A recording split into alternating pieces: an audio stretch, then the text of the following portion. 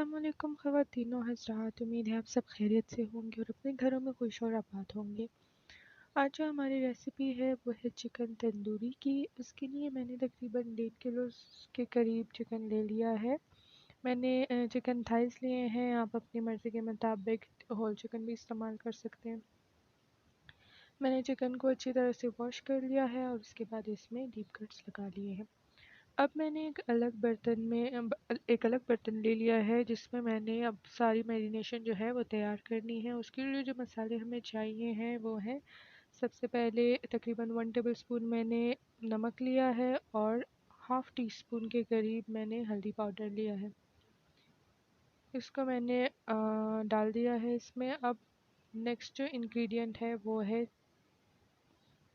Coriander powder. Coriander powder मैंने तकरीबन 1 table spoon के करीब लिया है। उसके बाद है रेड चिली पाउडर और उसके साथ ज़ीरा पाउडर मैंने लिया है 1 टेबल स्पून, और जो रेड चिली पाउडर है वो भी 1 टेबल स्पून ही लिया है। इसके बाद ये अदरक लहसुन का पेस्ट मैंने 1 टेबल स्पून के करीब लिया है, और जो चिली पेस्ट है वो भी 1 टेबल स्पून ही लिया है। मैंने इसमें मसालों की मिकदार जो है वो बहुत इजी सी रखी हुई है ताकि बनाने में और समझने में आसान हो, और इसका टेस्ट बिल्कुल एक्यूरेट, कोई भी चीज़ कम या ज़्यादा इसमें नहीं थी। अच्छा, ये सारे जो इंग्रेडिएंट्स हैं वो मैंने डाल दिए हैं। अब इसके बाद अगर आपके पास लेमन जूस है तो आप या फिर घर में लेमन पड़े हुए हैं तो आप वो डाल दें इसमें। और मेरे पास नहीं थी तो मैंने विनेगर इस्तेमाल कर लिया। इससे ये था कि चिकन जो था वो बहुत ज़्यादा सॉफ्ट था और बहुत इजीली पक गया था। तकरीबन मैंने 2 टेबल स्पून के करीब इसमें विनेगर डाला है।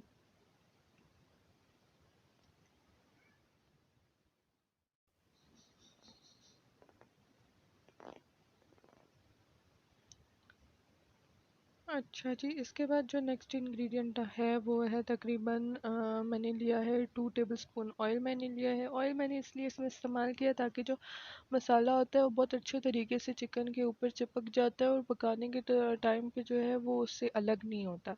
इससे चिकन बहुत ज़्यादा जूसी होता है और मसाला उसके ऊपर सारा मौजूद रहता है, ज़ाया नहीं होता। इसको भी मैंने अच्छी तरह से मिक्स कर दिया है, और इस टाइम जो इसकी खुशबू थी ना वो कमाल की खुशबू थी। ज़ीरा पाउडर और अदरक लहसुन और जो ग्रीन चिलीज़ हैं उसकी वजह से इसकी जो खुशबू होती है वो बहुत ज़्यादा कमाल की होती है।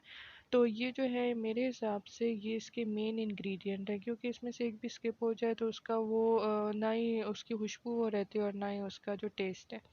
इसके बाद मैंने इसमें तकरीबन 3 भर के टेबल स्पून मैंने योगर्ट डाल दिया था। अगर मेरे पास यहाँ पे अभी टाइम नहीं था, वरना मैंने योगर्ट को छान के जो गाढ़ा गाढ़ा योगर्ट था वो इसमें डालना था, लेकिन फिर टाइम नहीं था तो मैंने इसी तरह उसमें डाल दिया। अगर आप चाहें तो आप योगर्ट में से जो एक्स्ट्रा पानी है वो रिमूव करके तो योगर्ट इसमें डाल दें। फिर सारों मसालों को मैंने अब मिक्स कर दिया। अब मैं इसमें चिकन डाल रही हूँ और इसको मैं अच्छी तरह से चिकन को इसमें मसाज कर देना है ताकि जो मसाला है, जो सारी मैरिनेशन है वो इसके अंदर तक पहुँच जाए।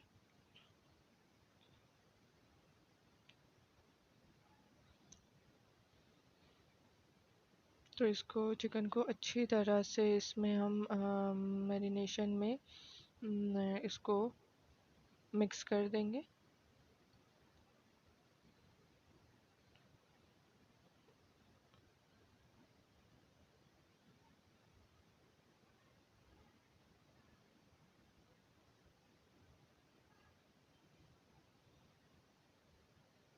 ये मैरिनेशन को मैंने अच्छी तरह से इसके ऊपर लगा दिया है और इसको अब हम रख लेंगे। जितना ज़्यादा टाइम के लिए पड़ा रहेगा उतने ज़्यादा इसके जो फ्लेवर होंगे वो इन्हेंस होंगे। मैंने तकरीबन इसको घंटे के लिए रख लिया था और उसके बाद इसको मैंने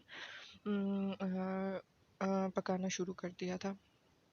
अब ये हमने एक कढ़ाई में मैंने लिया है तकरीबन अगर आप बटर ले सकते हैं तो बहुत अच्छा है। मेरे पास बटर नहीं था तो मैंने घी इस्तेमाल किया है और इसका टेस्ट भी बहुत ज़्यादा अच्छा था।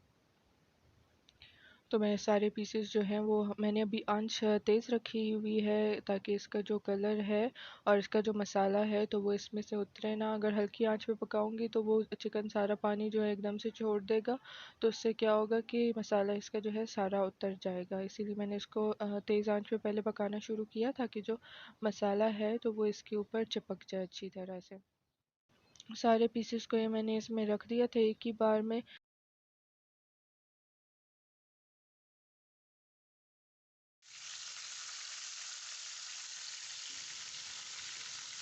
अच्छा जी, ये तकरीबन 5 मिनट तक मैंने इसको तेज़ आंच पे रखा हुआ था, तो इसका मज़े का प्यारा सा गोल्डन ब्राउन सा कलर आ गया था। उसके बाद मैंने इसको तेज़ आंच पर ही मैंने इसको पलट दिया था, ताकि इसकी जो दूसरी साइड है वो भी ब्राउन हो जाए। और उसके बाद फिर मैं इसको आहिस्ता फ्लेम पे कुक होने के लिए रख दूँगी।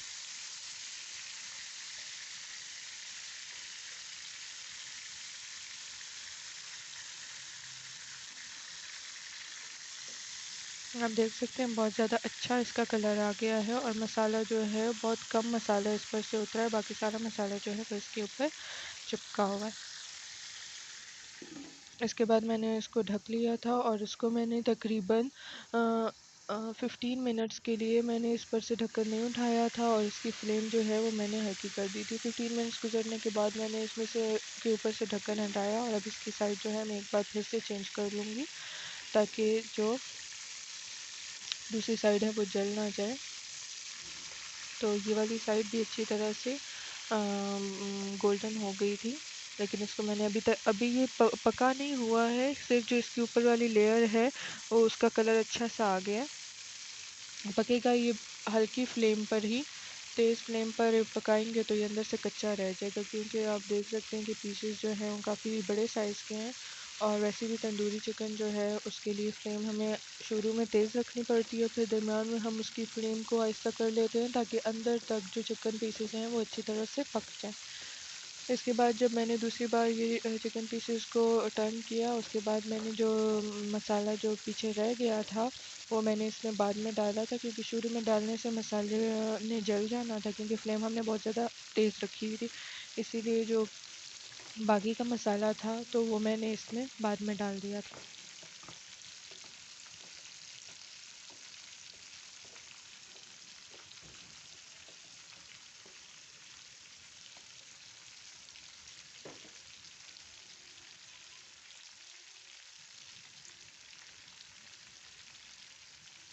क्योंकि जो मसाला है वो हमने इस पे अच्छी तरह से लगा लिया है ऊपर जो बाकी रह गया था, और इसको हमने तकरीबन फिर से ढक देना है 15 मिनट्स के लिए, और फ्लेम जो है वो हमने हल्की रखनी है, ताकि अच्छी तरह से चिकन कुक हो जाए। 15 मिनट्स गुजर चुके थे, और अब मैंने जब चिकन के ऊपर से ढक्कन हटाया तो इसने थोड़ा थोड़ा सा पानी भी छोड़ दिया था। मैंने इसके पीछे आग फिर तेज़ कर लिए थे, ताकि जो ये पानी है ये खुश्क हो जाए, और चिकन जो है वो अच्छी तरह से उसका जो कलर है वो निकल के सामने आ जाए।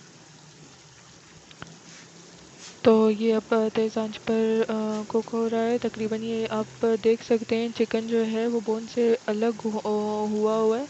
तो यहाँ पर ये काफ़ी अच्छी तरह से कुक हो चुका था। ये पानी इसका सूख गया था, और ये इस टाइम पर मैंने इसमें एक कटोरी रख दी थी, और कोयला मैंने पहले से आंच पे रख दिया था, ताकि वो अच्छी तरह से जल जाए। और फिर मैंने उस कोयले को इस बर्तन में रख दिया था,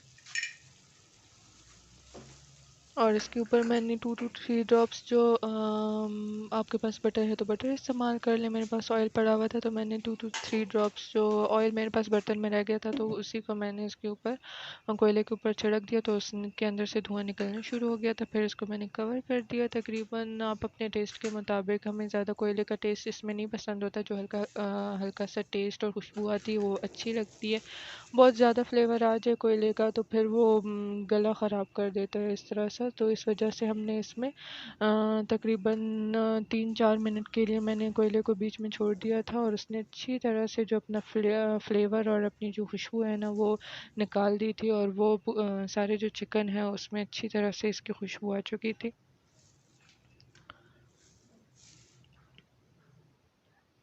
ये है जी, प्लेटिंग करने के बाद मैंने इसको निकाल लिया था, और इसके अंदर बहुत कम ऑयल और मसाला था वो बचा हुआ था, क्योंकि सारा मसाला जो था वो चिकन पीसेस पे चिपका हुआ था बहुत अच्छी तरह से। अगर आपको हमारी वीडियोस पसंद आई हो तो लाइक और सब्सक्राइब करना मत भूलिएगा, और हमें अपनी दुआओं में याद रखिएगा। अल्लाह हाफिज़।